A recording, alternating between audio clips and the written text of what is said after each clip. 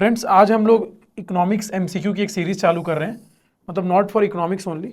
हम लोग polity, geography, science and tech सबके लिए एक सीरीज़ चालू कर रहे हैं बिकॉज प्रीलिम्स काफ़ी नियर है। तो हम लोग सोचे कि एमसीक्यू डेली के 7-8 क्वेश्चन आप लोगों का प्रैक्टिस हो जाए। आप लोगों के लिए डेली नहीं होगा, आप लोगों के लिए डेली रेगुलर क्लासेस चलेगी, हम लोग रिकॉर्डिंग करके डालेंगे। आज मैं तुम लोग को एंगेज करना है बोल के यहाँ पे बुला लिया कि चलो एंगेज हो जाओगे। ठीक है, पहला क्वेश्चन से चालू करते हैं हम लोग। ठीक है, ये फर्स्ट क्वेश्चन है, आप लोग रीड करेंगे और ट्राई करेंगे अटेम्प्ट करने का। विच of the following statement is correct about recession. और ये जो भी टॉपिक पढ़ने वाले सब आप लोग पढ़े हुए हैं, मैंने क्वेश्चन वही लिया है जो आप लोग पढ़े हुए हैं, क्लासेस में कवर हो चुके हैं। ये रिसेशन हम लोग पढ़ चुके हैं, मंदी के बारे में हम लोग पढ़ चुके हैं। पढ़ेंगे क्वेश्चन को। मंदी के बारे में निम्नलिखित में से कौन से कथन सही है? Which of the following statement is are correct about recession.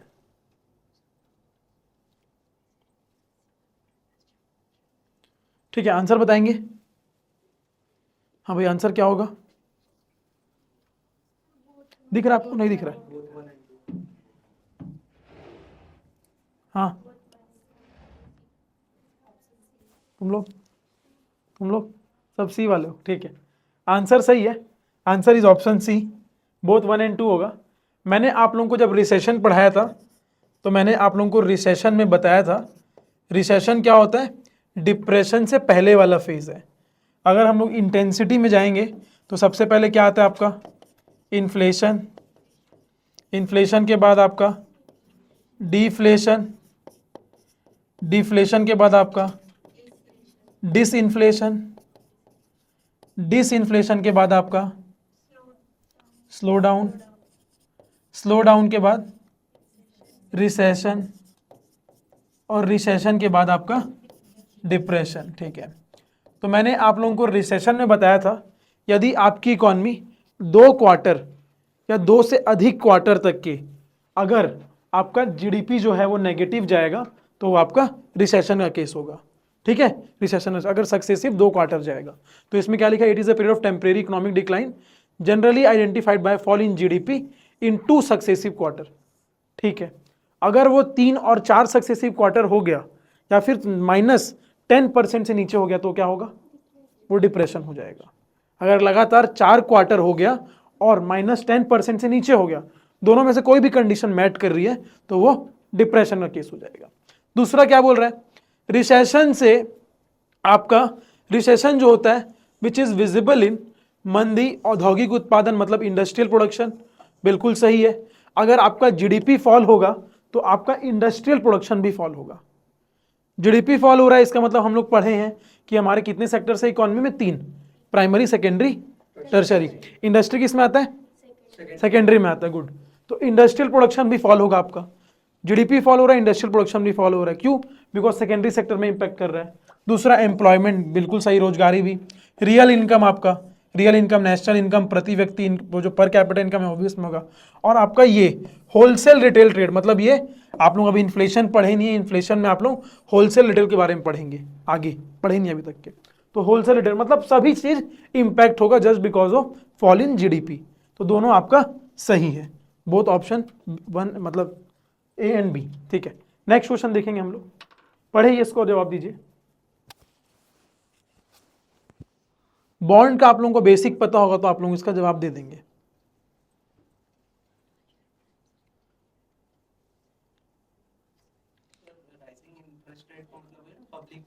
हाँ,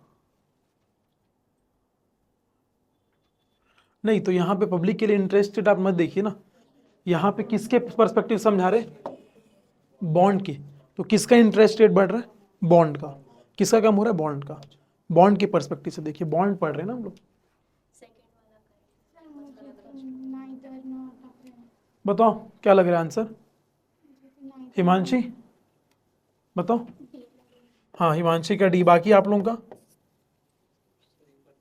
अच्छा, नहीं दिखा, आ जाओ, चलो देख लो। बहुत सिंपल क्वेश्चन है। अगर आप लोगों को बेसिक पता है ना तो आप लोग, और आपको बेसिक पता भी था, मैंने पढ़ाया होगा आप लोगों को, ये तो पढ़ चुके हम लोग बॉन्ड वगैरह।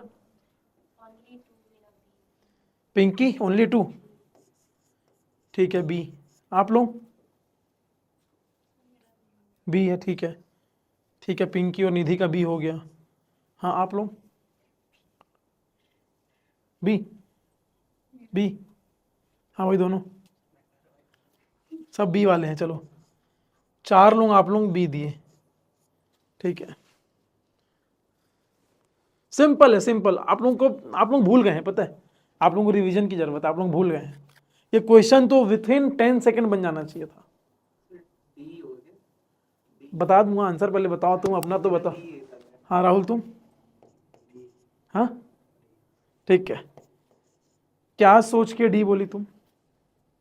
आंसर डी है, answer is D, answer is D only. हाँ वो इंटरेस्ट रेट जब बढ़ता है तो बॉन्ड यील्ड बढ़ता है, बिल्कुल सही। नहीं बढ़ता। और हाँ ये इनवर्स रिलेशन होता है बॉन्ड यील्ड। बॉन्ड यील्ड और बॉन्ड की प्राइस में जो रिलेशन होता है क्या होता है? इनवर्स होता है। मैंने आप लोगों को बताया था बॉन्ड में एक होता है आपका इशू प्राइस, मतलब जिस प्राइस पे आपका बॉन्ड जारी होता है। बॉन्ड जिस प्राइस में जारी होता है, मान लो कोई कंपनी बॉन्ड जारी कर रही है, तो बॉन्ड क्या होता है मैंने बताया था, उधार होता है। बॉन्ड एक प्रकार का उधार होता है। तो मान लो आपकी कंपनी है, आपको उधार चाहिए मार्केट से, तो आपने बॉन्ड जारी किया। अब बदले में आपने जिनको भी बॉन्ड मतलब मेरे को दिया, तो मैंने आपकी कंपनी को कितना रुपए दिया? 100 रुपए दिया। तो जो जारी प्राइस है, इशू प्राइस कितना है? 100 रुपए है। इशू प्राइस मैंने अभी कंपनी को 100 रुपए उधार दिया, लेकिन बदले में आपने मुझे एक सर्टिफिकेट दिया, बॉन्ड सर्टिफिकेट दिया, जिसमें वहां पे उसकी फेस वैल्यू अंकित मूल्य लिखी होती है, आपका नाम और उसमें उसकी अंकित मूल्य लिखी होती है। तो जो फेस वैल्यू में आपका अमाउंट लिखा होगा वो कितना लिखा होगा? 110 रुपए। तो उसका फेस वैल्यू क्या था बॉन्ड का? 110 रुपए। और जो जारी किया था क्या था? 100 रुपए। तो ये क्या है? बॉन्ड का प्राइस है। जिस रेट में बॉन्ड इशू होता है वो बॉन्ड का प्राइस है। और ये इन दोनों के बीच के अंतर को हम क्या बोलते थे? बॉन्ड का यील्ड, बॉन्ड का प्रतिफल, बॉन्ड का प्रतिफल। तो आप देखेंगे इसमें पहला क्या क्वेश्चन बोल रहा है? बॉन्ड का इंटरेस्ट रेट बढ़ गया है तो बॉन्ड की प्राइस भी बढ़ेगी? नहीं, अगर प्रतिफल बढ़ रहा है तो बॉन्ड की प्राइस कम होगी। जैसे देखेंगे हम लोग, बॉन्ड की प्राइस पहले 100 थी, अभी उसको 95 कर देंगे तो प्रतिफल कितना हो गया? 15 हो गया। मतलब बॉन्ड की प्राइस कम हो रही है तो उसका प्रतिफल बढ़ रहा है। इनवर्स रिलेशन है। यदि हम बॉन्ड की प्राइस 100 से 105 करेंगे तो अब प्रतिफल क्या हो गया? कम हो गया। मतलब बॉन्ड की प्राइस बढ़ रही है तो उसका प्रतिफल कम हो रहा है। मतलब उसके प्राइस और उसके यील्ड में रिलेशन क्या है? नेगेटिव रिलेशन है, इनवर्स रिलेशन है। प्राइस 100 से 105 हुई तो उसकी यील्ड 5 रुपए हो गई। अगर प्राइस 100 से 95 हुई तो उसकी यील्ड 15 हो गई। मतलब रिलेशन क्या है? इनवर्स रिलेशन है। तो पहला वाला ये यहाँ पे स्टेटमेंट क्या है? Rising interest rate in the economy, bond prices decrease not increase. तो पहला वाला पहले क्या है? गलत स्टेटमेंट है। First statement is wrong. क्या होगा? अर्थव्यवस्था में ब्याज दरों में वृद्धि के साथ बॉन्ड की कीमतें बढ़ती नहीं है, कम होती है। सिंपल सी बात है। दूसरा क्या लिखा है? बॉन्ड वही सेम है, आप ये समझ गए, अब इसमें अप्लाई कर लो, सेम वही पॉइंट है। हाँ कॉन्ट्रैक्ट कैसे कर रहे हैं बताओ? With higher prices of the bond yield also rises. बिल्कुल गलत है। हायर प्राइसेस करो, चलो उसको 100 का स्कोर बढ़ा दो, कितना कर लो? 105 करो। यील्ड कितना है तुम्हारा? 110। यील्ड बढ़ रहा है? यील्ड तो नहीं बढ़ रहा है। अगर बॉन्ड का प्राइस बढ़ा रहे हो तो यील्ड बल्कि कम हो रहा है। रिलेशन नेगेटिव है। तो सेकंड पॉइंट भी आपका सेकंड, अगर फर्स्ट पता है तो सेकंड पता है आप लोगों को, सेकंड पता है तो फर्स्ट पता है। सेकंड तो कॉमन हो गया, एकदम इजी हो गया। बॉन्ड की कीमतों में वृद्धि हो रही है। बॉन्ड की कीमत पहले 100 रुपए थी, अभी वो कितनी हो गई है? 105 हो गई है। 100 से 105 हो गई बॉन्ड की कीमत। प्रतिफल क्या हो रहा है? उससे बढ़ रहा है, कम हो रहा है? कम हो रहा है प्रतिफल। पहले प्रतिफल था 100 रुपए में 10 रुपए, अभी वो प्रतिफल कितना हो गया? 5 रुपए। तो सिंपल सी बात है, बॉन्ड की प्राइस और बॉन्ड की यील्ड में जो रिलेशन है क्या है? वो इनवर्स है, नेगेटिव रिलेशन है। याद रहेगा आप लोगों को बॉन्ड की प्राइस और बॉन्ड का यील्ड? भूल जाओगे फिर से 2 महीने बाद फिर से रिवाइज करवाना पड़ेगा। ये तो आप लोगों को क्लास में करवाया हुआ है, बॉन्ड प्राइस बॉन्ड यील्ड, याद है? और आप लोगों का बॉन्ड प्राइसेस का रिलेशन भी पढ़ा है मैंने, कि बॉन्ड के प्राइसेस और बॉन्ड की यील्ड का रिलेशन कच्चे तेल की कीमतों से बढ़ने से कैसा होगा, अमेरिका के फेडरल रेट अगर रिजर्व बढ़ा देगा तो उससे कैसा रिलेशन होगा। आप लोग नोट्स देखना, आप लोगों के नोट्स में लिखा हुआ है। ठीक है, ये समझ में आया? यहाँ पे कोई डाउट? क्लियर है? रिवाइज हो गया बॉन्ड का टॉपिक। बॉन्ड का प्राइस और बॉन्ड के यील्ड में नेगेटिव रिलेशन है, इनवर्स रिलेशन। नेक्स्ट क्वेश्चन करेंगे आप लोग, ये एनबीएफसी पे है, ये क्वेश्चन एनबीएफसी पे है। कुल मिला के ये पूछ रहा है कि इन चारों में से कौन सा एनबीएफसी है, इन चारों में से कौन सा गैर बैंकिंग वित्तीय कंपनी है, गैर बैंकिंग वित्तीय कंपनी चारों में से कौन सी है, आप लोग देखेंगे बताएंगे।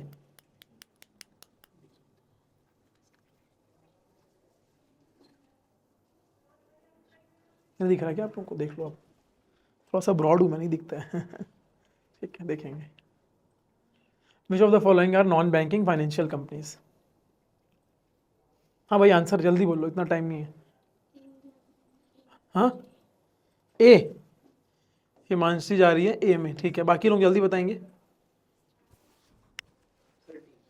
डी, अनुराग जा रहा है डी में, बाकी लोग बताएंगे, सबका अलग अलग आंसर आता है। ठीक है ए है, ए वाले 2 हो गए। हाँ बताओ।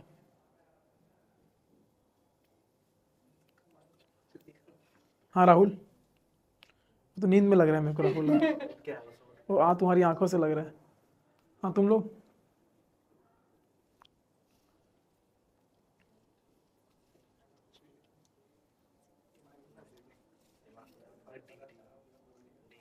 डी, डी वाले 2 हो गए, और डी वाले 3 हो गए, और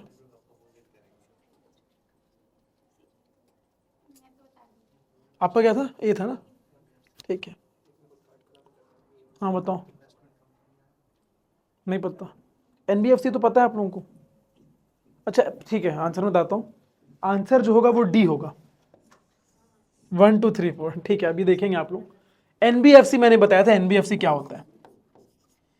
एनबीएफसी जो होता है वो किसी भी एक स्पेसिफिक सेक्टर के लिए होता है, मतलब एनबीएफसी को पूर्ण रूप से बैंक का दर्जा नहीं दिया गया है।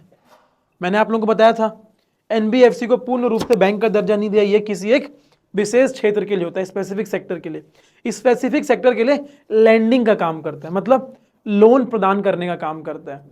अगर कोई कंपनी है जो बिल्डिंग बनाती है तो उसको बिल्डिंग बनाने के लिए पैसे चाहिए तो वो एनबीएफसी से पैसे ले सकती है। अगर किसी को गोल्ड के बदले में पैसे चाहिए तो वो एनबीएफसी से ले सकती है। मनप्पुरम गोल्ड लोन आप लोग सुने होंगे, मनप्पुरम गोल्ड लोन, मनप्पुरम का जो आपको बहुत सारा ऐड आता है टीवी में, तो मनप्पुरम क्या है, एक प्रकार से एनबीएफसी है। वो पूरे बैंकिंग एक्टिविटीज नहीं करती है, वो सिर्फ गोल्ड के बदले में आपको पैसा प्रदान करती है। तो आप देखेंगे पहला क्या है, गोल्ड लोन कंपनीज, ये सिर्फ एक विशेष क्षेत्र के लिए है, गोल्ड लोन के लिए है, तो ये एनबीएफसी है, सीधी सी बात है। दूसरा कोर इन्वेस्टमेंट कंपनी, मतलब ऐसी कंपनी है जो जिनका मुख्य काम है सिर्फ निवेश करना, जिनका मुख्य काम है निवेश करना, इन्वेस्टमेंट करना, ठीक है। आप उनको पैसा देंगे, आपके पैसे को कहीं और निवेश करेंगे, इन्वेस्टमेंट करेंगे, ठीक है। तो ये भी आपका स्पेसिफिक सेक्टर के लिए, ये भी स्पेसिफिक सेक्टर के लिए। तीसरा housing finance, core investment company बहुत सारी है, आपकी एडेलवीस है, आपका इक्विटी कैपिटल है, स्मॉल इक्विटा कैपिटल है, तो बहुत सारी कंपनी, उसका काम ही है कोर इन्वेस्टमेंट करना। मतलब मान लो आपको पैसा इन्वेस्ट करना है तो आप उनके पास गए, आप इन्वेस्ट किए, अब वो आपको 10% इंटरेस्ट दे रहे हैं तो वो भी कहीं से इंटरेस्ट लेंगे, आपको 10% दे रहे हैं तो वो भी कहीं से कमाएंगे, तभी तो आपको 10% इंटरेस्ट देंगे। हाँ एनबीएफसी तो इन्वेस्टमेंट ही तो मेन करता है। जैसे बैंक है, बैंकों के पास जो एक्सेस पैसा होता है लोन देने के बाद में, बैंक क्या करता है, उसको इन्वेस्टमेंट करता है। बैंक भी इन्वेस्टमेंट करता है, बिना इन्वेस्टमेंट के तो कोई कंपनी चल ही नहीं सकती है, सब कंपनी इन्वेस्टमेंट करती है। मान लो आपने एसबीआई म्यूचुअल फंड को, एसबीआई म्यूचुअल फंड को आपने 1 लाख रुपए दिया, 1 लाख रुपए आपने इन्वेस्टमेंट किया, तो जो आपने 1 लाख रुपए दिया एसबीआई को, एसबीआई भी अपना 1 लाख रुपए कहीं और इन्वेस्ट करेगा, एसबीआई भी अपना 1 लाख रुपए कहीं और इन्वेस्ट करेगा। जब आप लोग उसमें उसका पूरा पेज पढ़ेंगे, डॉक्यूमेंट टर्म्स एंड कंडीशन, तो उसमें लिखा रहता है कि एसबीआई इन पैसे को कहाँ कहाँ निवेश करने वाला है। अलग अलग सेक्टर के अलग अलग म्यूचुअल फंड्स होते हैं, तो उसमें आपका भी 1 लाख रुपए एसबीआई इन्वेस्ट करेगा। मान लो एसबीआई 1 लाख रुपए जो इन्वेस्ट किया उससे वो 15% इंटरेस्ट कमा रहा है और आपको कितना दे रहा है, 10%, मतलब 5% बैंक अपना वो कमा रहे हैं इंटरेस्ट। उसमें जितना वो इंटरेस्ट कमाएगा उतना ही तो आपको देगा ना, उससे कम देगा आपको, उससे ज़्यादा तो देगा नहीं, सिंपल सी बात है। तो ये सारी इन्वेस्टमेंट कंपनीज के अंदर आती है। तीसरी हाउसिंग फाइनेंस कंपनी आती है आपकी। हाउसिंग फाइनेंस कंपनी, अगर मान लीजिए आपको घर खरीदने के लिए पैसा चाहिए तो घर खरीदने के लिए हाउसिंग फाइनेंस कंपनी आपकी अलग अलग होती है, जिसको रेगुलेट करता है national housing bank of India.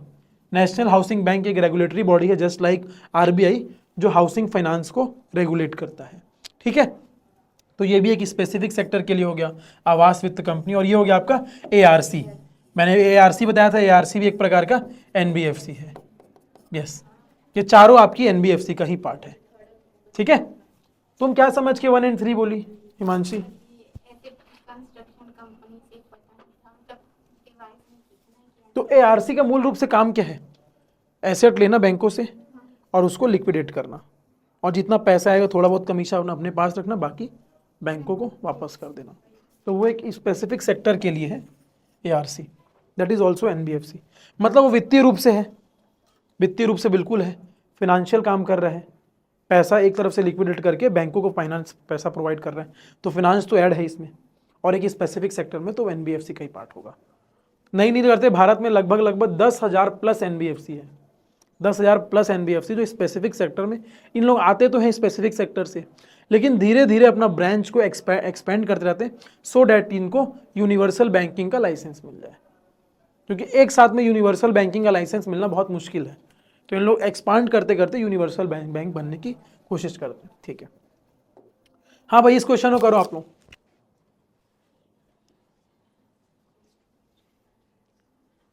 Easy question है ये भी, देखेंगे आप लोग, इजी क्वेश्चन है भी। आप लोगों को रिस्क एसोसिएट करना है, मतलब जो जिसमें सबसे कम रिस्क है उसको पहले रखना है, और जिसमें सबसे ज्यादा रिस्क है उसको बाद में रखना है, असेंडिंग ऑर्डर में, मतलब छोटे से बड़ा। क्या लिखा है यहाँ पे? आरोही क्रम, मतलब छोटे से बड़ा। ठीक है, जिसमें सबसे ज्यादा कम रिस्क है उसको आप लोग पहले रखेंगे। Option B. पिंकी क्या बोल रही है? ठीक है, पिंकी का बी। हाँ, बाकी लोग? अनुराग ए, बाकी लोग? हाँ ए, ठीक है, बाकी लोग?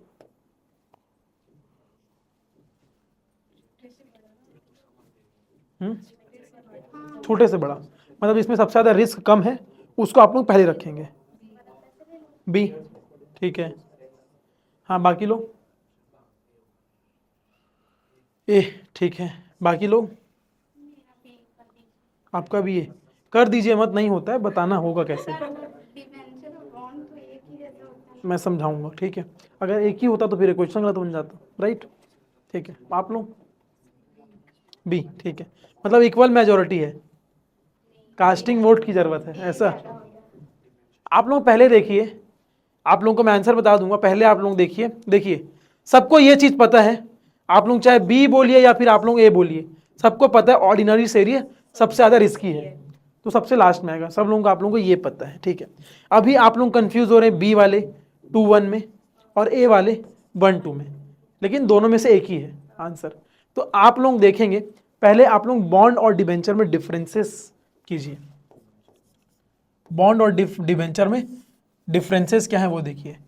बॉन्ड भी एक प्रकार का डेट इंस्ट्रूमेंट है, उधार लेते हैं बॉन्ड में, जिस भी कंपनी को बॉन्ड रेस करना है मतलब उसको उधारी चाहिए, जिस भी कंपनी को डिबेंचर रेस करना है उसको भी उधारी चाहिए, दोनों एक डेट इंस्ट्रूमेंट है। ठीक है, अब बॉन्ड और डिबेंचर में ज्यादा रिस्की क्या है? डिबेंचर। ज्यादा रिस्की क्या? Debenture. So your answer is 1, 2 and 3, A is your answer.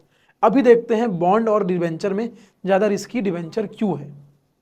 Bond जो होता है, कोई भी कंपनी यदि बॉन्ड को इशू करती है तो उसके बदले में वो कोलेट्रल रखती है। अगर मान लो रिलायंस ने बॉन्ड इशू किया 1,000 करोड़ का, तो उसके बदले में वो कोलेट्रल रखेगा सेबी के पास में कि आपको हमने 1,000 करोड़ का हमने बॉन्ड इशू किया है, कल को हम बॉन्ड होल्डर को पैसा नहीं दे पाएंगे तो सेबी उसको लिक्विडेट करके बॉन्ड होल्डर्स को पैसा देगा। तो जो बॉन्ड होता है सबसे सेफेस्ट होता है और उसमें कोलेट्रल की नीड होती है, लेकिन डिबेंचर में विदाउट कोलेट्रल होता है। डिबेंचर जो होता है इसमें आपको फिजिकल सिक्योरिटी की जरूरत नहीं होती, फिजिकल सिक्योरिटी की जरूरत नहीं होती। अब जब फिजिकल सिक्योरिटी की जरूरत नहीं होती इसका मतलब इसका रिस्क थोड़ा बढ़ गया। इसका रिस्क थोड़ा बढ़ गया, ठीक है। इसीलिए बॉन्ड को सबसे सेफ इन्वेस्टमेंट माना जाता है, क्योंकि एक तो डेट इंस्ट्रूमेंट है, कंपनी का उधार है, दूसरा कोलेट्रल से बैक्ड है, कोलेट्रल से बैक्ड है, ठीक है, कंपनी को रखना पड़ेगा। और तीसरा और सबसे बड़ी बात है, जो आपका बॉन्ड होता है वो लॉन्ग टर्म नेचर का होता है, 1 साल 2 साल 5 साल, और जो डिबेंचर होता है जनरली आपका शॉर्ट टर्म नेचर का होता है, 6 महीना साल भर के अंतर्गत का होता है। समझ रहे आप बात को? तो सबसे पहले यदि कोई कंपनी दिवालिया होती है, इंसॉल्वेंट होती है, तो किसका पैसा सबसे पहले देगी? बॉन्ड होल्डर का पैसा सबसे पहले देगी। सबसे पहले जो बॉन्ड होल्डर है उनके पैसे को वो वितरित करेगी।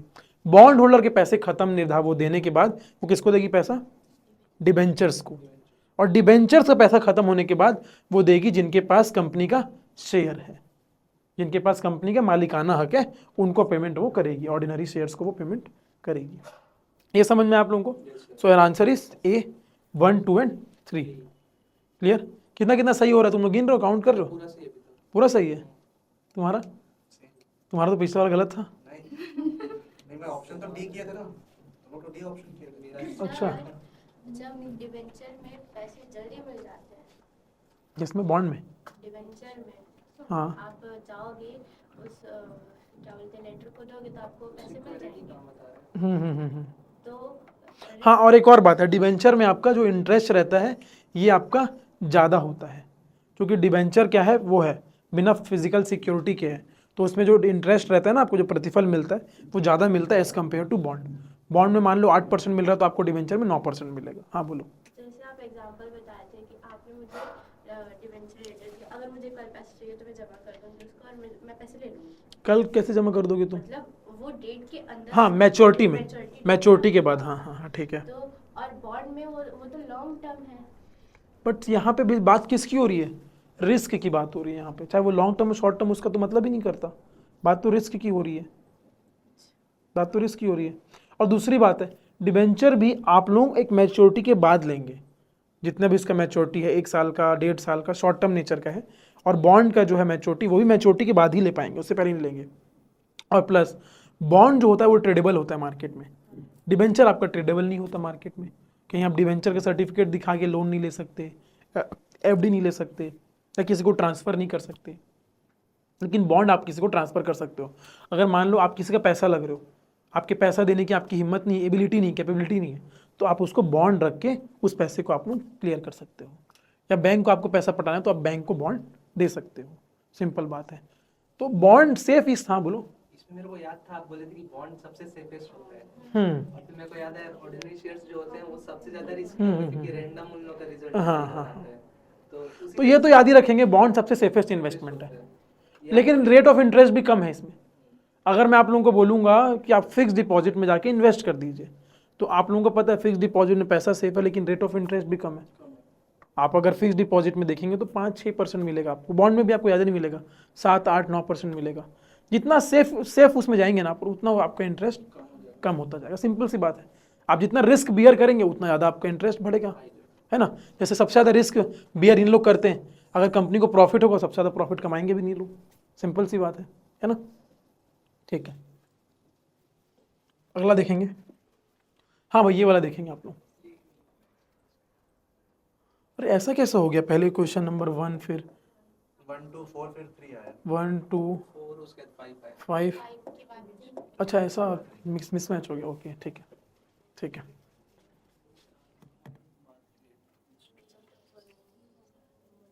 अगर आप इन लोगों को इसका बेसिक नेचर जानते हैं तो आप बता देंगे। मनी मार्केट और कैपिटल मार्केट का आप लोग बेसिक नेचर जानते हो तो आप बता देंगे।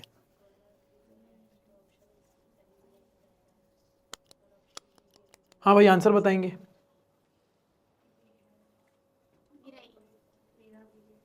क्या बोल रही हो निहारिका? ए, हाँ, बाकी लोग? मेरा भी है हाँ, ए और सर, निधि, ए, नरगिस, नहीं पता, कंफ्यूजन है। हाँ, तुम दोनों ए है, मेरा डी डी, ठीक है। बाकी लोग? हाँ, तो 3 है ना। तुम्हारा भी? डी। ठीक है, अच्छा सबसे पहले बताओ आप लोग डी किस बेसिस पे मारे, तो आप और नरगिस आप। हाँ, डी का आंसर क्या है? 1 2 एंड 3, 1 2 एंड 3। ठीक है, पहली बात तो मनी मार्केट इंस्ट्रूमेंट की बात कर रहा है, मुद्रा बाजार की बात कर रहा है। मैंने आप लोगों को बताया था मनी मार्केट में जो भी इंस्ट्रूमेंट होगा उसकी अवधि 1 साल से कम होती है, उसकी अवधि लेस देन 1 ईयर होती है। और जो आपका पूंजी बाजार होता है, कैपिटल मार्केट होता है, उसका पूंजी मोर देन 1 ईयर, जिसकी अवधि होती है 1 साल से ऊपर। ठीक है, अभी इंस्ट्रूमेंट को देखते हैं। मनी मार्केट में लेस देन 1 ईयर होता है, और ये सब आप लोग पढ़ चुके हैं। ठीक है, और कैपिटल मार्केट में मोर देन 1 ईयर होता है। चलो आप देखते हैं, सबसे पहले डी वाले देखेंगे आप लोग देखेंगे, मैंने अभी बताया पिछले क्वेश्चन में, बॉन्ड जो होता है क्या होता है? लॉन्ग टर्म नेचर का होता है, और मनी मार्केट क्या है? शॉर्ट टर्म नेचर का। तो वो तो ट्रैप हो गया, फंस गए आप लोग। तो डी तो ऑलरेडी कट गया आपका, ये तो कट ही गया आपका, ये तो कट गया, ये कट गया, तो ये एलिमिनेट हो गया, ये एलिमिनेट हो गया, ये एलिमिनेट हो गया। Your answer is A, 1 and 3। सबसे पहले आप लोगों को पता होना चाहिए, बॉन्ड अगर जो शब्द आ गया ना, तो बॉन्ड होता ही लॉन्ग टर्म नेचर का है। बॉन्ड जो शब्द आ गया, ये होता ही लॉन्ग टर्म नेचर का है। आप लोग उसके आगे मत देखिए, वो कॉर्पोरेट बॉन्ड है या इन्फ्लेशन इंडेक्स्ड बॉन्ड है, वो सब मत देखिए। खाली ये देख लिया ना आप लोग बॉन्ड है, तो मतलब ये लॉन्ग टर्म नेचर का है। तो आप लोग, अगर आप लोगों को पता है मनी मार्केट 1 साल से नीचे का होता है, तो आप लोग उसको वो कर लेंगे। कमर्शियल बिल जो होता है, जिसको हम लोग क्या बोलते हैं? बिल्स ऑफ एक्सचेंज बोलते हैं, डिस्काउंटिंग ऑफ बिल्स बोलते हैं, हुंडी भी बोलते हैं हम लोग इसको। ये शॉर्ट टर्म नेचर का होता है। ट्रेजरी बिल मैंने आप लोगों को बताया था, जो आपका ट्रेजरी बिल होता है, जो आपका ट्रेजरी का पत्र होता है, या तो 91 दिन का होता है, या तो 182 दिन का होता है, या फिर 364 डेज का होता है। तो आप देखेंगे सभी के सभी 1 साल के अंतर आ रहे हैं। 91 डेज, 182 डेज, 364 डेज। इसका मतलब जो ट्रेजरी बिल है आपका, ट्रेजरी बिल है आपका, खजाना पत्र जो है आपका है, वो क्या होगा आपका? सॉरी, राजकोष पत्र जो है आपका क्या होगा? वो शॉर्ट टर्म नेचर का होगा, मनी मार्केट का इंस्ट्रूमेंट होगा। ठीक है, दूसरा क्या था आपका? ये हो गया, ये हो गया। Corporate bond long term nature का है, तो ये नहीं आएगा। This is part of capital market, not money market.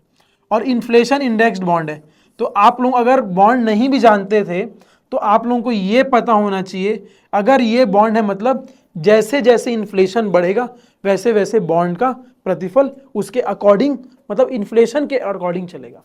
Inflation बढ़ रहा है तो बॉन्ड का प्रतिफल भी बढ़ेगा, इन्फ्लेशन घट रहा है तो बॉन्ड का प्रतिफल भी घटेगा। इन्फ्लेशन से संबंधित है इन्फ्लेशन इंडेक्स, मुद्रास्फीति सूचकांकित बॉन्ड। ठीक है, तो आप लोगों को पता होगा इन्फ्लेशन हम लोग कैलकुलेट करेंगे तो 1 साल, 2 साल, 3 साल, 4 साल में कैलकुलेट करेंगे। ऐसा तो है नहीं कि हर महीने इन्फ्लेशन कैलकुलेट करेंगे, तो ये लंबे समय का ही होगा।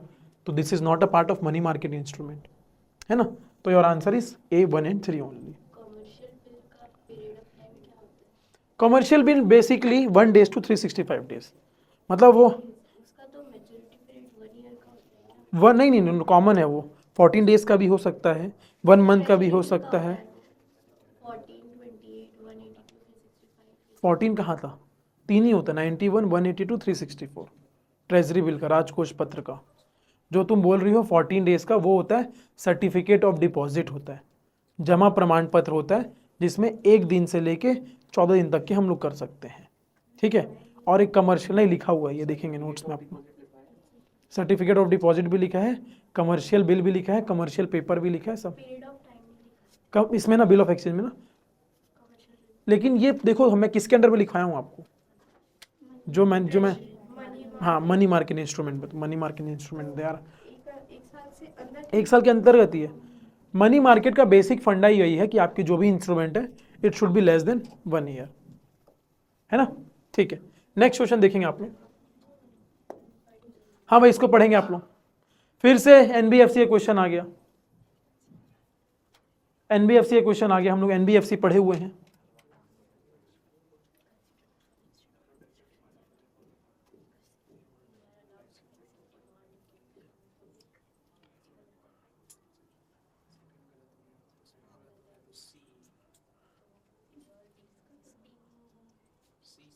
हाँ सी, अनुराग सी, हाँ बात तुम लोग दो।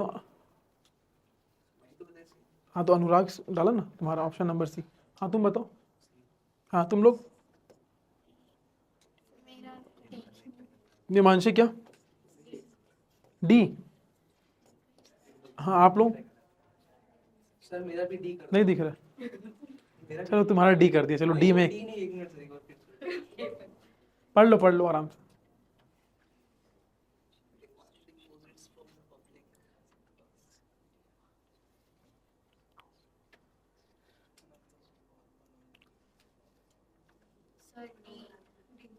डी, और कौन है डी वाला? मेरा भी निधि का भी डी। राहुल तुम चेंज करना चाह रहे हो कि सी में ही हो? हाँ तुम लोग, नरगिस समझ में ही नहीं आ रहा क्या चल रहा है। नहीं सर, मतलब क्या बोलूं, ऐसा लग रहा है। तुम पढ़े तो हुए हो सब, गैर बैंकिंग वित्तीय संस्था, इसके ऊपर तो पूरा एक पेज का नोट्स है हमारा, एक पेज का पूरा नोट्स है। डी ठीक है। सी वाले कौन है? सिर्फ एक ही, कौन है? कोई नहीं है, तुम भी चेंज कर लिए क्या? तो 5 ही हुए ना, बाकी आप डी वाले हो। अच्छा ठीक है, ठीक है। अभी आप देखेंगे सबसे पहले है, मैंने आप लोगों को बताया था जो जनता से मांग के जो पैसे होते हैं, डिमांड डिपॉजिट होते हैं, वो एनबीएफसी में एप्लीकेबल नहीं होते। एनबीएफसी में डिमांड डिपॉजिट एप्लीकेबल नहीं होते, they are not allowed. They are allowed लिखा है नहीं, they are not allowed to accept demand deposit. तो पहला स्टेटमेंट आप गलत हो जाता है, उन्हें जनता से मांग जमा स्वीकार करने की अनुमति नहीं है, अनुमति नहीं है आएगा। ठीक है, तो पहला आपका रॉन्ग हो गया। दूसरा है, देखेंगे आप लोग यहां पे क्या बोल रहे हैं, उनके पास बैंकिंग लाइसेंस है और वे बैंक की कानूनी परिभाषा को पूरे किए बिना बैंकिंग सेवाएं प्रदान करते हैं। मतलब they hold banking license? No, they can't hold banking license. मैंने आप लोगों को बताया था जो एनबीएफसी है वो सारी रजिस्टर्ड किस में होते हैं? Ministry of corporate affair as पर कंपनीज एक्ट 2013। कंपनीज एक्ट 2013 के अंदर पंजीकृत है। यह आपके बैंकिंग रेगुलेशन एक्ट से रेगुलेट होते हैं, लेकिन आरबीआई के अंदर में ये आपके प्रॉपर रूप से बैंकिंग लाइसेंस इनको नहीं प्रदान किया गया है। ठीक है, इनको बैंकिंग लाइसेंस प्रॉपर रूप से प्रदान नहीं किया गया है। और यह क्या लिखा है? बैंकिंग लाइसेंस भी प्रदान किया गया है और इन लोग बैंकिंग सर्विसेज भी प्रदान मतलब प्रोवाइड कर रहे हैं बिना बैंकिंग लीगल डेफिनेशन को मीट किए। ये स्टेटमेंट बिल्कुल आपकी गलत है। ठीक है, अगर आप लोग यहां से नहीं पकड़ पा रहे हैं उसको, तो आप लोग यहां से पकड़ लेंगे कि वो बैंकिंग के लीगल डेफिनेशन को मीट भी नहीं कर रहे हैं और उसके बाद भी बैंकिंग सर्विसेज प्रोवाइड कैसे कर सकते हैं। सिंपल सी बात है। ठीक है, लेकिन यहाँ पे कैच भी है। आप लोग बोलेंगे कि एनबीएफसी जो होता है वो सिर्फ एक स्पेसिफिक सेक्टर में काम करता है, तो आप लोगों को ये भी लग सकता है कि उनके पास वो बैंकिंग सर्विसेज प्रोवाइड तो कर रहे हैं लेकिन उनके पास लीगल डेफिनेशन नहीं है। तो ये कैच भी है, सही भी लग सकता है आप लोगों को। आप लोगों को लगेगा कि एक से एक ही विशेष सेक्टर में काम कर रहे हैं। सर वो बैंकिंग लाइसेंस का जो आ जाता हाँ, फिर वो लाइसेंस आ जाएगा। मतलब सेकंड यहाँ से एंड के बाद से सेकंड स्टेटमेंट ना, वो आप लोगों को सही भी लग सकता है, गलत भी लग सकता है। तो ऑप्शन तो सिर्फ वो है ही नहीं ना, तो कैसे लिखेंगे? हाँ, लीड टू। मैं खाली बता रहा हूँ स्टेटमेंट आपको, मैं तो इसमें आया भी नहीं हूँ, इसमें मैं आया भी। मैं अभी तक कोई भी क्वेश्चन आप लोगों को एलिमिनेट करके नहीं बताया कि आप लोग ऑप्शन से कैसे एलिमिनेट करेंगे। एक क्वेश्चन बताया था इससे पहले शायद, वो गलती से मैंने देख के कर लिया था, बट अभी तक मैंने बताया नहीं आपको। ठीक है, ये आप लोग देखेंगे, अभी मैंने आप लोगों को पढ़ाया था कि जब भी आप लोगों को घर बनाने के लिए, बिल्डिंग बनाने के लिए, गोल्ड लेने के लिए लोन लेना होगा तो एनबीएफसी आप लोगों को लोन प्रोवाइड करेगा स्पेसिफिक सेक्टर में। क्या लिखा है यहाँ पे? They are not allowed to provide service of extending loans, बल्कि दे आर अलाउड। वो तो अलाउ ही कर रहे हैं ना। अगर किसी कंपनी को बिल्डिंग बनाना है तो वो लोन ले सकती है, इंफ्रास्ट्रक्चर एनबीएफसी बोल के। किसी को इन्वेस्टमेंट करना है तो इन्वेस्टमेंट कोर इन्वेस्टमेंट कंपनी कर सकती है, गोल्ड कर सकती है, हाउसिंग कर सकती है। अभी हम लोग देखे पिछले क्वेश्चन में। तो ये स्टेटमेंट में यहाँ पे नॉट जो है ये गलत है, ये गलत है यहाँ पे। और दूसरी बात है, अगर आप लोग इसमें ये स्टेटमेंट देखेंगे, खाली एक दो को छोड़ दीजिए, आप लोग तीसरा देखेंगे, दे आर नॉट अलाउड लिखा है, नॉट अलाउड। और यहाँ पे बहुत बेसिक टर्म है, extending loans and credit facilities. तो एनबीएफसी बने ही आपके लोन और क्रेडिट फैसिलिटीज के लिए, और यहाँ पे पूर्ण रूप से क्या बोल रहे हैं? नकार रहे हैं उसको। तो बहुत एक्सट्रीम शब्द है ये, दे आर नॉट मतलब बहुत एक्सट्रीम शब्द है। तो आप लोग ये देख के भी आप लोग उसको काट सकते हैं। तो ये देख के काटेंगे तो आपका ये ऑप्शन एलिमिनेट हो जाएगा। अगेन आप फंस जाएंगे इसमें और इसमें और इसमें, मतलब इससे आप लोग आंसर नहीं ला पाएंगे। कुल मिला के आप फंस जाएंगे किसमें? वन ऑप्शन में फंस जाएंगे, वन ऑप्शन में। फर्स्ट और थर्ड तो पूरा गलत है। सर मैं 2 को देख के ही सर वो सी बोल रहा था, फिर बाद में थर्ड पढ़ा। ओके, तो your answer is D, none of the above. कोई भी स्टेटमेंट इन तीनों में से सही नहीं है। ठीक है, ठीक है, नेक्स्ट क्वेश्चन देखते हैं। ठीक है, अच्छा ये क्वेश्चन में कैच है, आप लोग इस क्वेश्चन में मैं आप लोगों को हिंट दे रहा हूं। यहां पे क्या बोल रहे हैं, which of the following method is best to infuse liquidity, मतलब मार्केट में मनी सप्लाई को हम लोग को बढ़ाना है, लिक्विडिटी हम लोग को बढ़ाना है, लेकिन यहां पे जो कैच है वो ये है क्विकली। ठीक है, शीघ्र, जो शीघ्र है वो सबसे बड़ा कैच है, अदरवाइज आप कंफ्यूज हो जाते हैं यहाँ पे। अगर यहाँ पे मैं क्विकली ना लिखूं तो फिर आंसर क्या है, डिफर कर देगा, 2-3 आंसर एक साथ सही होगा। ठीक है, बताइए। ठीक है, हिमांशी का क्या है, ए। ठीक है,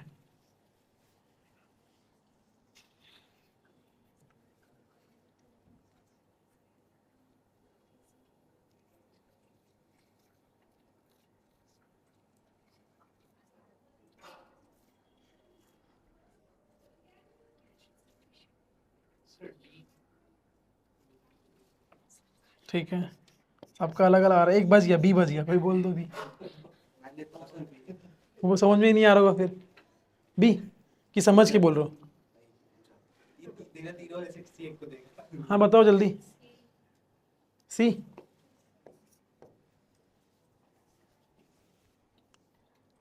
निधि, ए। हाँ, निहारिका, सी। 3, 4, 5, 6 तुम्हारा सी है, तो 7 कैसे हो जाएगा फिर, हो गया ना। अच्छा सी हो गया, ठीक है। राहुल, सी। ठीक है, नहीं समझ में आया, मेरे को समझ में आ गया तुम्हारे फेस से।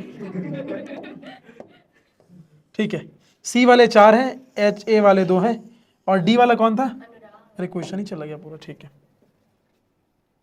इसमें से शायद रिमूव नहीं होगा। ठीक है, अभी आप लोग देखेंगे इसमें क्या बोल रहा है, हम लोग को मनी सप्लाई बढ़ाना है, लिक्विडिटी बढ़ाना है। तो सबसे पहले आप लोग देखेंगे लिक्विडिटी किससे किससे बढ़ रहा है, बाद में हम लोग क्विकली में आएंगे। ठीक है, सबसे पहले लिक्विडिटी, रेपो दर कम हो रहा है। हम लोग को पता है रेपो दर में क्या होता है, आरबीआई बैंकों को लोन देती है, आरबीआई बैंकों को लोन देती है, मतलब आरबीआई बैंकों को कम ब्याज दर में लोन दे रही है। इसका मतलब सीधी सी बात है, मनी सप्लाई तरलता बढ़ेगा, कम दर में लोन देगी, फिर बैंक भी पब्लिक को कम दर में देगी, जिससे मनी का सप्लाई बढ़ेगा। ठीक है, ये लिक्विडिटी इन्फ्यूज कर रहे हैं। Reduction in reverse repo rate, अब रिवर्स रेपो रेट में आरबीआई बैंक से लोन लेती है, रिवर्स रेपो रेट में आरबीआई लोन लेती है, किससे, बैंक से। तो उसमें क्या होगा, उसको क्या कर रहे हैं, कम कर रहे हैं, मतलब आरबीआई जिस रेट पे लोन ले रहा है उसको कम कर रही है। तो घाटा किसका हो रहा है, बैंक को घाटा हो रहा है, बैंक घाटा हो रहा है, घाटा उसको कहाँ पे करेंगे उन लोग, कवर, पब्लिक में। तो इससे लिक्विडिटी इन्फ्यूज नहीं हो रहा है, लिक्विडिटी कम हो रहा है। तो ये तो आंसर ही आपका नहीं हो पाएगा। ठीक है, बी वाले तो कोई नहीं था ना, ये सब बोलने वाला था। ठीक है, ठीक है। अच्छा, इससे भी लिक्विडिटी इन्फ्यूज हो रहा है, और इससे भी लिक्विडिटी इन्फ्यूज हो रहा है। ये तीनों से आपका लिक्विडिटी बढ़ रहा है। एसएलआर कम कर देंगे तो बैंकों के पास ज़्यादा पैसा बचेगा लोन देने के लिए, सीआरआर कम कर देंगे तो बैंकों के पास फिर से ज़्यादा पैसा बचेगा लोन देने के लिए।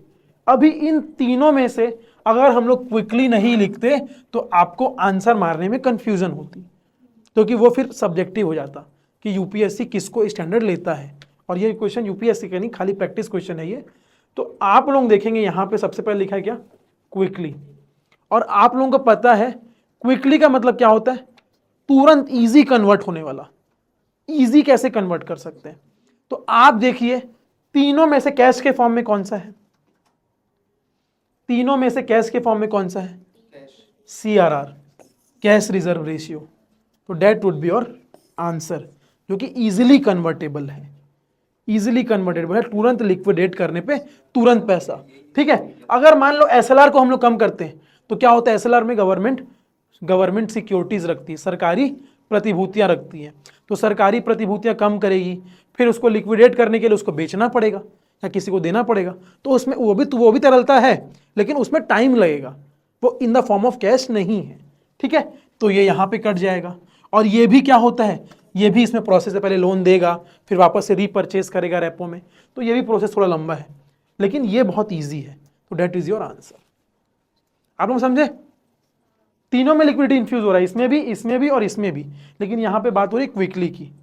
क्विकली मतलब कैसे जल्दी से जल्दी कन्वर्ट हो सके। मैं यही सोचा था, तभी आंसर, कैश का ही सोचा था, लेकिन खाली ये सोच के तुम्हारा आंसर आता है सी, यहाँ पे cash, cash reserve ratio, your answer आ जाता है वहां से आपका। लेकिन सर ये सीआरआर को तो बैंक होता तो बहुत क्रिटिकल टाइम पे ही यूज करता है, नहीं, तो जरूरी नहीं सीआरआर तो कॉमन है, मैंने सीआरआर सबसे पहले यूज होता है। वो जो था वो सीएआर है जो तुम बोल रहे हो क्रिटिकल, हाँ कैपिटल एडिकेसी रेशियो, हाँ वो है, वो दूसरा है। वैसे सी कैपिटल एडिकेसी रेशियो होता क्या है, हाँ रिस्क को कम करने के लिए होता है, हाँ ठीक है, लेकिन वो होता क्या है, मतलब बैंक अपना कैपिटल एडिकेसी रेशियो क्यों मेंटेन करता है, एनपीए कम करने के लिए, बट वो होता क्या है सीएआर, वो तो ठीक है आप लोग ऑब्जेक्टिव बता रहे हैं, बट होता क्या है। निधि का बैकअप होता है, अगर दिवालिया हो जाए तो फिर उसको यूज करके वो पब्लिक को जो लोन जो डेब्ट में उसको कवर कर सके। आप वही बोल रहे हो, उसका थोड़ा मतलब एप्लीकेशन बता दिए, मतलब वो सीआर एग्जैक्टली क्या होता है वो पूछ रहा हूँ मैं। टीयर 1, हाँ हाँ आप सही जा रही हो, टीयर 1 से हाँ, मतलब कहने का मतलब ये है, आप लोग जो भी रिस्की लोन प्रोवाइड कर रहे हैं, रिस्की लोन जो भी आप लोग रिस्की लोन प्रोवाइड कर रहे हैं, उस रिस्की लोन में से कितना टीयर 1 कैपिटल है, कितना टीयर 2 कैपिटल है, उसके रेशियो को हम लोग सीआर बोलते हैं। यही पूछ रहा था मैं आप लोगों से। ऑब्जेक्टिव तो वो सब है, एनपीए कम होगा, ठीक है, बैंकों का वो बढ़ जाएगा, वो बाकी सबको छोड़ दो, है ना, ठीक है। लास्ट क्वेश्चन है आज का, last question of the day बताएंगे इससे। ये भी आप लोगों का थोड़ा सा कंसेप्चुअल क्वेश्चन है, मजा आएगा करने में आप लोगों इसको। पिछले वाले क्वेश्चन में अगर आप क्विकली नहीं बताते ना, हाँ तो फंस जाते, फिर क्विकली में फंस जाते, वो क्वेश्चन ही क्विकली के लिए बना था। उसमें हम लोग फंस गए होते। तो इससे आप लोगों को ये समझ में आ रहा है ना एक शब्द की इंपॉर्टेंस क्या है, एनी, नॉट, ऑल, ये सब बहुत इंपॉर्टेंट है, मतलब एग्जाम में देखेंगे तो आप। और जब आप लोग बहुत सारे क्वेश्चन जब प्रैक्टिस कर लेंगे ना, तो आप लोगों को ये, आप लोग एक पैटर्न पकड़ लेंगे एग्जाम का, तो आप लोगों को कोई क्वेश्चन नहीं भी आएगा ना, आप लोग क्रैक कर लेंगे, ऐसा होता है। अब एक बात बताओ, फैजान का कल 50 नंबर आया टेस्ट में, अनलाइकली था वो, अनलाइकली था, how is it possible. Sir because जो स्ट्रीम का है अभी निकला हुआ, प्लस उनके में आईपी है, आईपी तो कंप्यूटर हो गया जो अभी निकला हुआ, और अभी आईपी इंपॉर्टेंट हो गया, तो उसने उस दोनों में पकड़ कर कैलकुलेट किया तो उसका 50 कैसे है, हाँ प्रोपोर्शन निकाला था जितने ज्यादा हाँ, वो साइंस एंड टेक वाला है, पूरा साइंस एंड टेक वो वाला। आईपी पूरा अभी का आईपी और हमारे जो आईपी इंपॉर्टेंट हो गया, सर पर वो 48 क्वेश्चन अटेम्प्ट किया। अपने आप में एक वो है, और वो भी जो छोड़ा है वो कौन सा है, art and culture. Art and culture तो उसको पढ़ा ही नहीं है, वो अभी तो बनेगा कहाँ से पूरा उससे। छोड़ दिया है, उसी बायो और उसको किया है, छोड़ा नहीं है, वो बनाया है, लेकिन वो गलत हो गया है। इसलिए तो 50 और 80 पूछ जाता चलो चलो ठीक है, कम। यहाँ पे क्या बोल रहा है, आरबीआई जो धन की आपूर्ति है उसमें कोई बदलाव नहीं कर रहा है, अनचेंज्ड है, मनी सप्लाई अनचेंज्ड है। अगर मनी सप्लाई को हम लोग चेंज नहीं कर रहे हैं तो मनी की जो डिमांड होगी उसमें क्या फर्क आएगा, क्या होगा उससे, मनी की डिमांड में क्या होगा उससे, ये क्वेश्चन है ये।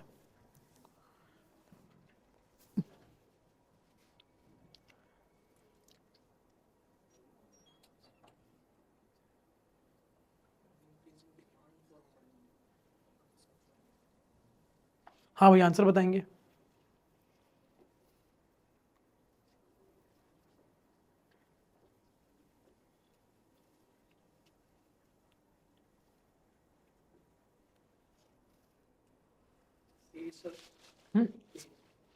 अनुराग ए, ठीक है, बाकी लोग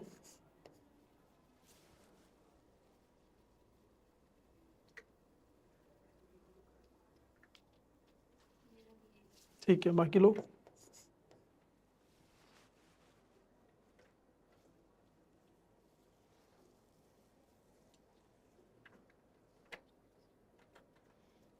फास्ट फास्ट।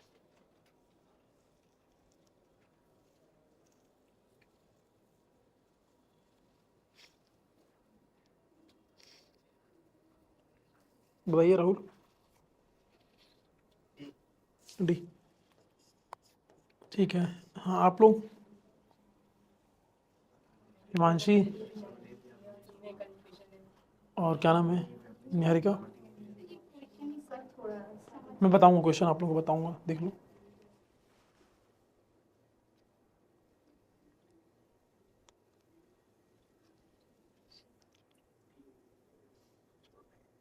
फास्ट फास्ट, नहीं समझ में आ रहा तो बोल दो नहीं समझ में आ रहा। डी, ठीक है, डी, ठीक है। हाँ बताओ।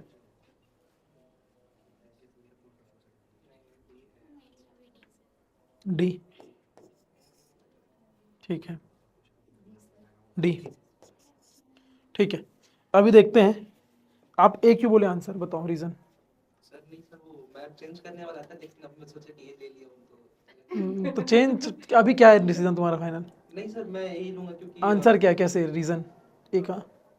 आरबीआई मनी सप्लाई को अनचेंज रखना चाहता है ठीक है, और डिमांड, मनी की डिमांड में इंक्रीज कुछ मतलब होने वाला है, ऐसा टाइप का हो रहा होने वाला नहीं, एन इंक्रीज इन आरबीआई जो है मनी सप्लाई है वो स्थिर है, स्थिर है, उसको चेंज नहीं कर रहा है। करना चाहता है। और डिमांड जो है मनी का वो इंक्रीज हो रहा है, increase in the demand for money.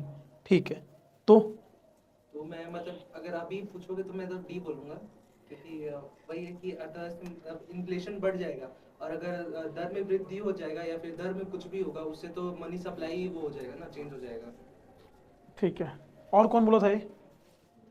हाँ क्या रीज़न था तुम्हारा? देखिए वो मतलब मुद्रा आपूर्ति चेंज नहीं है ठीक है, और मांग में जैसे वृद्धि है तो बाजार का तो बढ़ेगा ही। ठीक है। देखो मैं आप लोगों को बताता हूँ। सबसे पहले आप लोगों का जो मनी सप्लाई है, अगर आप लोग देखेंगे, ये आपका डिमांड हो गया, ठीक है। तो जो आप लोगों का मनी सप्लाई है वो क्या है, कांस्टेंट है। मनी सप्लाई कांस्टेंट बोल लो, अनचेंज्ड बोल लो, ठीक है। और उसके बाद क्या हो रहा है, डिमांड जो है वो मनी का इंक्रीज हो रहा है। जो पैसे धन का डिमांड है, जो मांग है वो इंक्रीज हो रहा है। अब धन का जो वो डिमांड है इंक्रीज हो रहा है, इसका सीधा सा मतलब क्या है, लोगों के पास खरीदने की क्षमता हैवी है, बढ़ी हुई है, तभी धन की मांग को लोग, डिमांड क्या है, इंक्रीज हो रहा है। लोगों के पास परचेजिंग पावर क्या है, ज़्यादा है, तभी क्या हो रहा है, डिमांड इंक्रीज हो रहा है। तो अभी परचेजिंग पावर जब ज़्यादा है तो उस परचेजिंग पावर से हम लोग क्या करेंगे, जब परचेजिंग पावर ऑलरेडी हाई है मार्केट में तो हम लोग क्या करेंगे, कम करेंगे उसको, परचेजिंग पावर को कम करेंगे, क्योंकि डिमांड, मनी सप्लाई तो है ही नहीं, मनी सप्लाई तो अनचेंज्ड है, लेकिन फिर भी लोग डिमांड कर रहे हैं पैसे की। इसका मतलब हमको क्या करना पड़ेगा, डिमांड को अब कम करना पड़ेगा। और डिमांड को कम करने के लिए हम लोग क्या करेंगे, इंटरेस्ट रेट को बढ़ा देंगे, सो डैट ज़्यादा से ज़्यादा लोग अब लोन ना ले और उनका जो मनी का डिमांड है वो कम हो जाए। तो your answer would be A, increase market determined interest rate, that is your answer. ब्याज निर्धारित ब्याज दर में वृद्धि, बाजार निर्धारित ब्याज दर में वृद्धि। सर लेकिन बाद में देखा जाए तो अगर लगातार ये सब चीजें हुई तो ये तो लॉन्ग टर्म में जाएगा तो फिर डी में डी होगा। देखो ये ना, इसमें ना, ये क्वेश्चन में ना आप लोग ये भी बोल सकते हैं सब्जेक्टिव है, कहीं ना कहीं डी भी सही है, डी भी सही है, क्योंकि अगर आपका डिमांड ज़्यादा हाई रहेगा तो ऑटोमेटिकली सी बात है लोगों के पास इन्फ्लेशन ऑलरेडी बढ़ रहा है तो इसलिए हाई है। लेकिन आप लोग ये भी देखिए, इन्फ्लेशन कब बढ़ेगा, इन्फ्लेशन कब बढ़ेगा, मनी सप्लाई तो अनचेंज्ड है, हाँ डिमांड बढ़ रहा है तो बोल सकते हैं इन्फ्लेशन भी बढ़ेगा, वो भी एक पैरेलल इफेक्ट दे रहा है, पैरेलल इफेक्ट आ रहा है। इसमें सर मैं सही, मैं ये डी चुना था। बिल्कुल सही है, इसमें दो डिस्प्यूटेड है, इसमें आंसर आपका ए भी होगा और डी भी होगा, डिस्प्यूटेड है। क्योंकि अगर मनी का डिमांड बढ़ रहा है इसका मतलब लोगों के पास पैसा है, इन्फ्लेशन ऑलरेडी हाई है, वो भी सही है, और उसको घटाने के लिए आदमी इंक्रीज करेगा मार्केट रेट, वो भी सही है, दोनों सही है। ये तो सबसे पहले डिलीट होगा, हैव नो इम्पैक्ट, बाजार निर्धारित ब्याज दर पर कोई प्रभाव नहीं पड़ेगा, सबसे पहले डिलीट होगा, ठीक है। और इसमें ये बी भी डिलीट होगा, इसमें क्या बोल रहा है, कम होगा, तो हम लोग को तो लिक्विडिटी को क्या बोलते हैं, कम करना है, तो ब्याज दर को बढ़ाना पड़ेगा, तो ये भी कम होगा। बी और सी बेसलेस ऑप्शन है, ए और डी कंफ्यूजन है, और दोनों ही आंसर होगा आप लोगों का। क्वेश्चन थोड़ा सा रॉन्ग है, ए और डी दोनों आंसर होगा, ठीक है, ठीक है।